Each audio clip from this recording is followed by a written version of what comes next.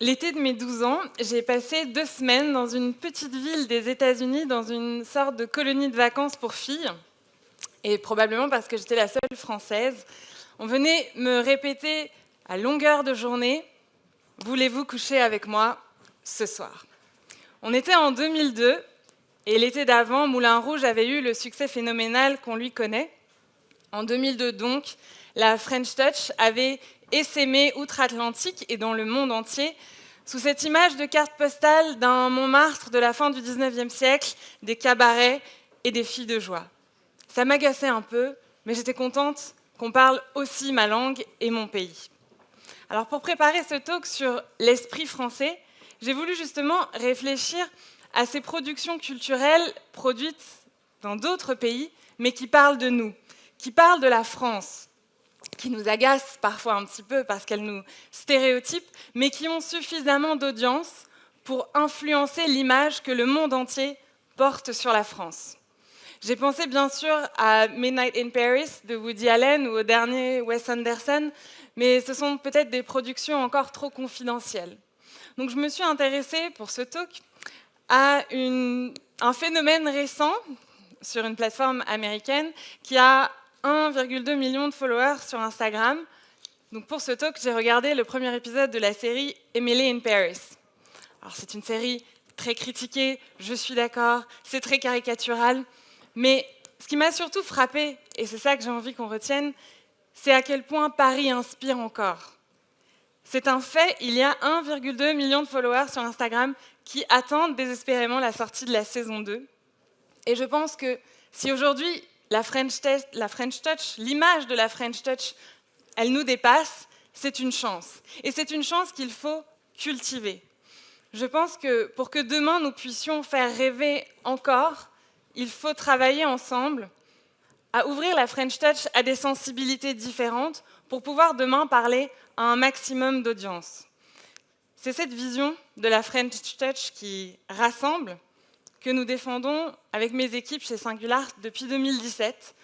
Une vision de la French Touch qui rassemble plutôt qu'elle ne va creuser le fossé entre, pour nous, d'un côté, les artistes dont il faut absolument parler parce que oui, ils vont pouvoir marquer l'histoire de l'art à tout jamais, et puis du coup, les amateurs, ou les collectionneurs d'art qui ont le savoir, qui ont du flair, qui savent investir sur les prochains artistes, et puis tous les autres amateurs d'art, vous et moi, qui probablement achetons une œuvre d'art tout simplement parce qu'elle nous fait vivre des émotions. C'est cette vision de la French Touch que nous promouvons, et ce n'est pas tout à fait celle que j'ai trouvée quand j'ai monté Singular il y a 5 ans. Dans le marché de l'art, j'ai été regardée de haut, parfois de très haut.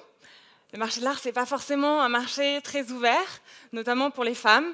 Alors, qu'il ne soit pas très ouvert aux femmes entrepreneurs encore, ce n'est pas trop grave, mais il n'est pas très représentatif des femmes artistes non plus. Je pense que vous savez qu'il y a seulement 10% des galeries dans le monde qui représentent 50% de femmes artistes et 50% d'hommes artistes. Et par conséquent, parce que je pense que c'est une conséquence, les collections de certains musées, même de la plupart des musées, comptent très peu d'œuvres créées par des femmes. Au MoMA, c'est 11% seulement. Chez Singular, probablement parce que la plateforme digitale que nous avons, le médium digital, le permet plus facilement, nous représentons depuis 2017 50% de femmes artistes. Et moi, je vois une corrélation très forte dans le fait qu'aujourd'hui, parmi nos collectionneurs, nous comptons aussi en Europe et aux États-Unis 50% de femmes collectionneurs. Je pense que nous avons encore beaucoup à travailler pour nous ouvrir à des sensibilités encore différentes, pour demain parler à un maximum d'audience, de public. Ça, c'est le premier pilier de la vision de la French Touch dont nous faisons la promotion chez Singular. La deuxième, c'est que nous voulons remettre l'émotion au cœur du rôle qu'ont les artistes à jouer dans la société. L'émotion au cœur du rôle que nous avons à jouer en tant qu'industrie créative pour transformer la société. Je pense qu'il est un peu prétentieux de ne vouloir parler que des artistes, encore une fois, qui ont vocation à changer l'histoire de l'art. Prétentieux parce que tout simplement, On ne sait pas ce qui restera. Qui aurait pu prédire Van Gogh? Et puis tout simplement, il y en a si peu.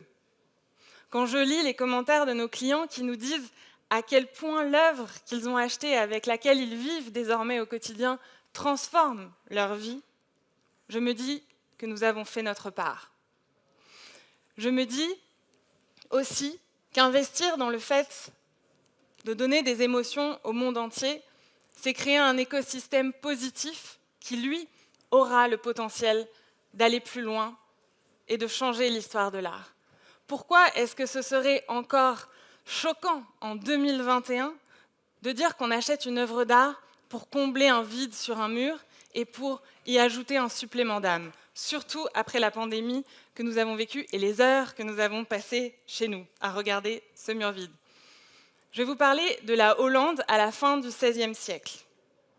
La Hollande, ce grand pays qui a marqué l'histoire de l'art. À la fin du XVIe siècle, dans les grandes maisons hollandaises, chaque pièce comptait entre 30 et 50 toiles. Alors, vu le nombre que ça représente, ne serait-ce que dans une maison, vous imaginez bien qu'elles ne pouvaient pas toutes être signées Rembrandt. Et d'ailleurs, Rembrandt n'était pas du tout l'artiste le plus coté, ni le plus connu, ni le mieux payé en son temps. En revanche, des milliers d'artistes pouvaient vivre de leur travail, et des milliers de Hollandais vivaient l'art au quotidien. Et c'est bien cet écosystème, parce que cet écosystème existait, que Rembrandt a pu émerger et que Rembrandt a pu marquer l'histoire de l'art. Je suis donc particulièrement fière, aujourd'hui, de représenter 10 000 artistes. Parmi eux, statistiquement, 2 seulement, et parce qu'on y travaille, vont rentrer un jour au MoMA. En attendant, ce sont 10 000 artistes qui contribuent à diffuser l'art au quotidien, à diffuser la joie créative dans des milliers de foyers dans le monde. Nos artistes font rêver. Et l'émotion, c'est le moteur des hommes, c'est ce qui nous met en action.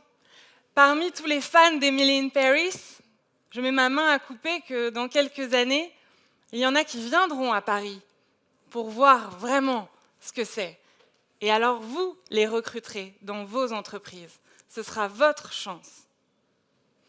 J'ai vraiment envie que nous remettions le rêve au cœur de notre mission et que nous puissions nous ouvrir à des sensibilités différentes, des sensibilités artistiques différentes pour que plus de personnes puissent se retrouver dans la French Touch. C'est cette page que j'ai envie d'écrire avec vous demain pour que demain, Paris puisse encore faire rêver le monde entier. Merci beaucoup.